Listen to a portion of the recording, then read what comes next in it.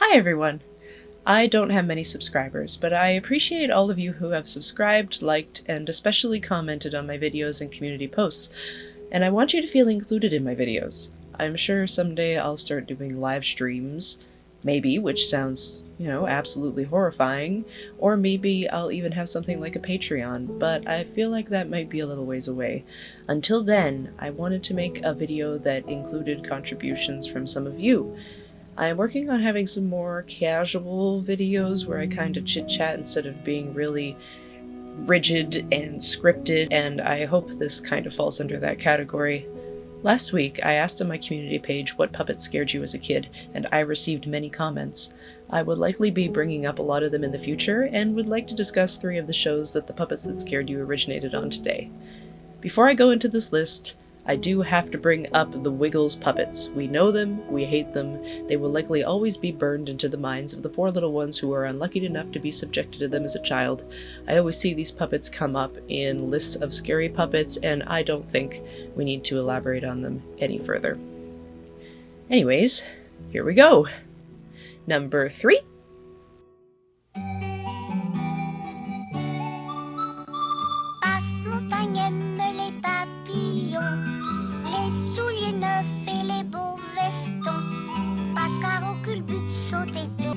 Passe Partout was a show that was made between 1977 and 1979 and aired until 1992 in Quebec, Canada.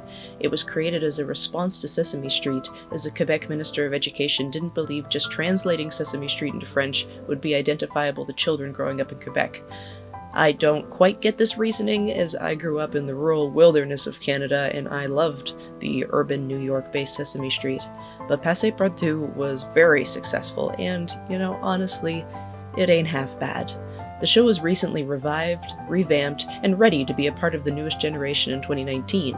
Similar to Sesame Street, there were scenes involving human characters existing in a surreal and minimalistic environment, singing songs, going on simple adventures to the outside world, doing tasks and reading stories, as well as segments involving puppets living in a house together, and later on being outside of that house. In between these, there were short films and learning moments featuring the word of the day. The show is admittedly mostly quite enjoyable to watch, and with my limited French knowledge, I still understood the characters enough, but the puppets. Oh, the puppets. There is a zebra puppet, and he is fine, and then there are hand puppets. Most of the puppet characters are hand puppets, but they have articulated mouths, giant hands, dead eyes, and very stiff movements, courtesy of the build of the puppets themselves. Also, in episode 46, there's this. Ce n'est pas suffisant. Non? Il faut que tu brosses tes dents souvent, souvent. Souvent? Souvent? Pourquoi? There's also a lack of background music in a lot of the segments, and watching the puppets stiffly try to complete tasks and stare into the camera is an unnerving experience. Of course, there were certainly budget constraints that are obvious. As the show continued on, you'd think that might improve, but no. I think they thought they nailed it on the first try. Passe Partout airs in its new iteration today on Canadian French television. It has new puppets, which are much more human-like, seemingly being a hybrid of Tots TV with Lazy Town. Somehow, they still manage to have the same dead-looking eyes as the original, but I think it's definitely an improvement. And honestly, after watching 5 episodes to write about this show, I liked it. The human characters are fantastic, the shorts are wonderful, it's just the puppets and the weirdly post-apocalyptic world they seem to live in that makes the show a bit weird. Number 2. What a king! What a hero! Roger and the Rottentrolls was a children's television show that originally aired on ITV's children's block, CITV, as well as on other channels around the world from 1996 until 2000. The show was based on the book series of the same name created by father-son duo Tim and Gordon Firth. The plot, weirdly enough, begins with the wizard Merlin attempting to start a ski resort for King Arthur, but accidentally summons Norwegian trolls from a snow cloud and abandons his unsuccessful project.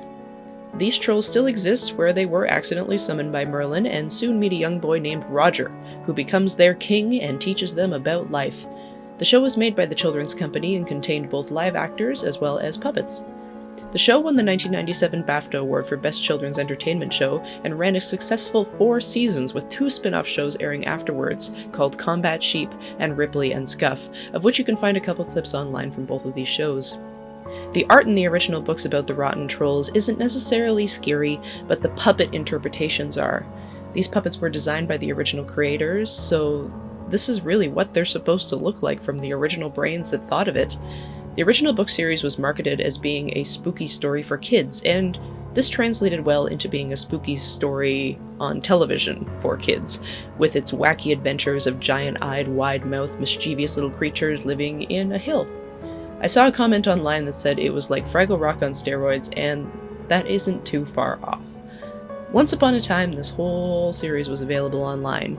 I remember watching an episode on YouTube and then abandoning it, which I regret, as the children's company now has a hard clutch on copyright, and the episodes and video discussions of the show available online have been taken down. DVDs and VHSs are still available to purchase, and someday I might do just that, but for the sake of this video continuing to exist, I will end my discussion of the show here and move on to our last entry. Number 1. Where do I even begin? Meet the letter people, come and visit the family. Words are made of letter people, A, B, C, D, follow me.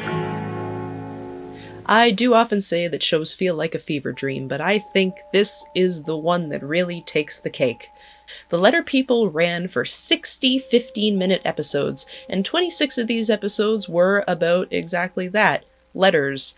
1 letter was represented each episode, and there was a different puppet that represented each letter.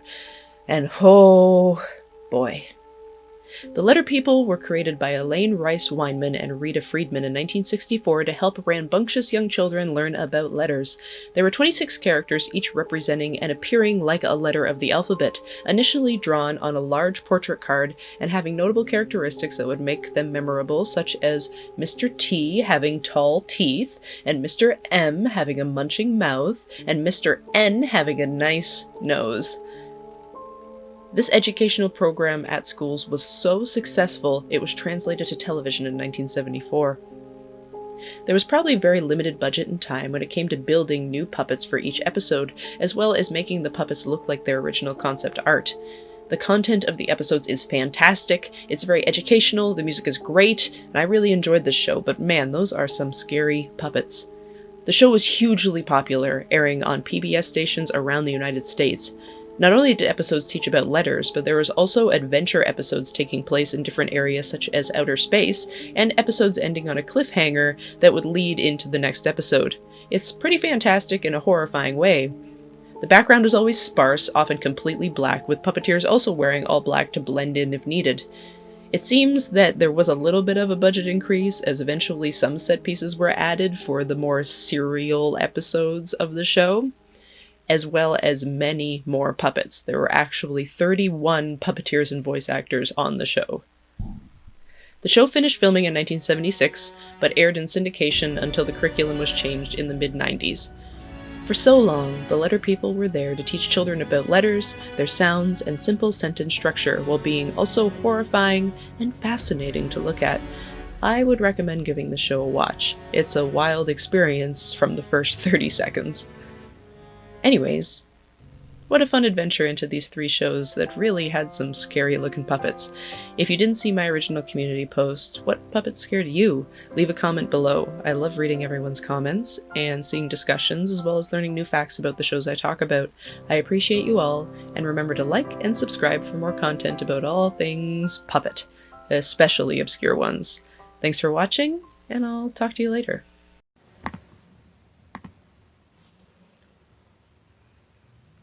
Hi everyone. I don't have any subscribers.